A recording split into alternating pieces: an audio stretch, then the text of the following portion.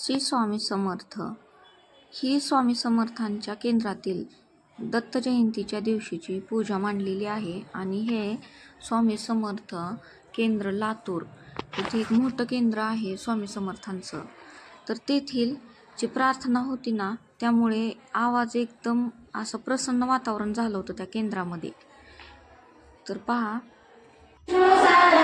शिव ब्रह्मा विष्णु सदा शिव अर्धांगी धारा ओम हर हर हर महादेव एकानन चतुरानन पंचानन राजे शिव पंचानन राजे हंसासन गरुडासन.